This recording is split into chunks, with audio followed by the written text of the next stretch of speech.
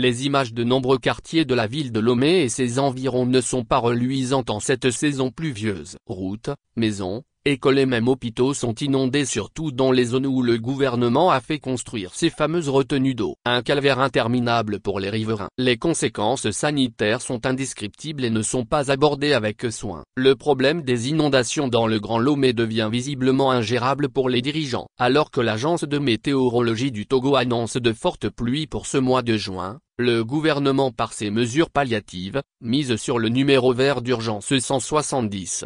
La destruction des dépotoirs sauvages, le curage des caniveaux pour faire face à des inondations qui touchent presque toute la capitale Lomé et font déjà des déplacés. Pendant ce temps, les habitants d'Agoé et ses environs, Avedji, Adidogomé, Sébé, Awatame, Zanguera, Baguida, Avepozo, Adakpame, Niekonakpoé, Kodjoviakopé et d'autres quartiers ont les pieds actuellement dans l'eau en attendant de nouvelles précipitations. Ils deviennent finalement des victimes de ces retenues d'eau installées à proximité de leurs maisons pour soi-disant les protéger contre des pluies diluviennes. L'amateurisme et la gouvernance par approximation sont passés par là. Ce qui embête ces habitants, c'est que, comme eux-mêmes l'affirment, leur zone n'était pas auparavant exposée à des inondations. Leurs ennuis ont commencé avec la création de ces bassins de retenue d'eau qui débordent à chaque pluie et leur créent de gros soucis. Dans de nombreux quartiers, ils s'organisent comme ils peuvent pour trouver des solutions au mal auquel ils sont exposés, étant donné que leurs cris sont à peine entendus par les autorités locales. Certains se font aider par des jeunes qui,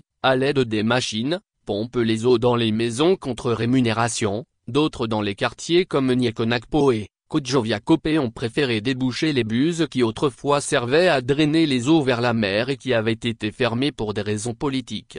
Bien que des experts aient indiqué que la ville de Lomé de par sa position géographique, a un cordon littoral en haut des zones lagunaires qui sont plus basses que celles de la mer, des zones des plateaux où les pentes sont multidimensionnelles et que l'urbanisation rapide de Lomé n'a pas tenu compte de l'aspect géographique de la ville, ce qui entraîne par ricochet des inondations récurrentes lors des saisons pluvieuses. Mis à part ces défauts naturels que possède la ville, l'un des problèmes majeurs du Grand Lomé demeure la canalisation des eaux diluviennes et même des eaux usées.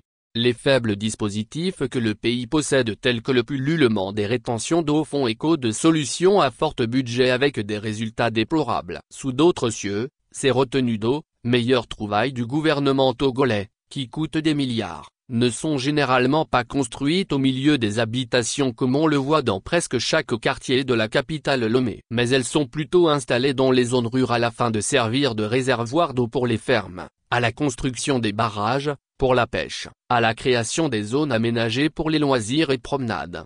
Mais au Togo de Forgna-Simbé, où tout semble se faire sans prévision préalable, les retenues d'eau servent visiblement de décoration dans les quartiers de Lomé et causent plus de soucis aux riverains qu'elles ne devraient résoudre le problème d'inondation. Une autre solution mise en place par le gouvernement est l'installation des bâches à eau qui devraient absorber les excès des retenues d'eau. Elle s'avère aussi inadéquate parce que le moment de pompage des eaux coïncide avec la coupure du courant à chaque précipitation. Les dégâts sont incontrôlables. Les rues sont impraticables, les maisons sont inondées, les risques sanitaires alarmantes. Problème de santé en zone inondée dans la ville de Lomé. Depuis le début de la saison pluvieuse en mai dernier, des familles victimes d'inondations se sont réfugiées dans des écoles et autres centres publics en attendant que l'eau ne tarisse dans leurs maisons. Cette solution a aussi son lot de risques sanitaires tels que l'insalubrité, l'exposition aux maladies et le manque d'accès aux services de base. La plupart de ces familles sont laissées à elles-mêmes. D'autres familles qui ne peuvent se payer ce luxe, demeurent dans leur maison, entourées d'eau stagnante, qui virent vers la couleur verdâtre avec des défis sanitaires auxquels elles sont exposées.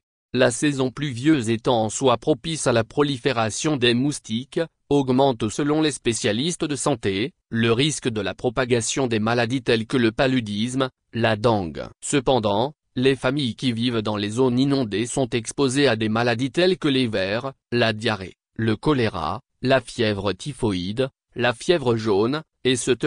À en croire les services de santé, les inondations favorisent aussi le risque de propagation des germes fécaux et d'autres germes pathogènes à partir des fosses septiques défectueuses, la contamination des nappes phréatiques, et donc des forages et autres. Par conséquent, les problèmes sanitaires sont énormes dans ces zones. Pour pallier un tant soit peu à ces maladies, Les spécialistes de santé préconisent aux familles vivant en zone inondée de protéger les enfants, d'éviter de se déplacer pieds nus dans les eaux stagnantes qui sont susceptibles d'être souillées, de désinfecter immédiatement toute blessure observée sur la peau, de bouillir l'eau du puits ou du robinet pendant 10 à 15 minutes avant toute consommation, de bien protéger les aliments, d'utiliser très régulièrement des diffuseurs insecticides ainsi que des moustiquaires. Une autre conséquence de ces inondations dont personne n'en parle, mais qui atteint le moral des victimes est la dislocation du lien social. Les habitants des zones inondées se sentent éloignés les uns des autres et restreints. S'ensuit l'interruption de la scolarité des enfants, surtout ceux qui sont en classe d'examen et qui doivent pour autant préparer dans ces conditions leurs examens. Julien, en classe de terminale dans un quartier inondé de la capitale, vit un moment déplorable. Il ne lui reste que quelques jours pour le baccalauréat, mais cela lui semble une éternité. On a les pieds dans l'eau depuis plusieurs semaines déjà. Vous-même vous voyez, les conditions de vie sont déplorables. Ça nous affecte tous mentalement. Les nuits, nous trois, sortons pour aller apprendre sous les lumières des boutiques fermées, confie ce jeune garçon, 18 ans. Et de se plaindre, on se déplace avec des bottes dans la maison, les puisards sont pleins. On est obligé de se laver dans les eaux déjà stagnantes. Je prie Dieu pour que le jour de mon examen arrive vite, je le vis comme un poids dans ces conditions. On s'est plaint auprès des autorités locales pour qu'elles puissent nous aider à vidanger nos maisons des eaux stagnantes, mais rien n'a été fait.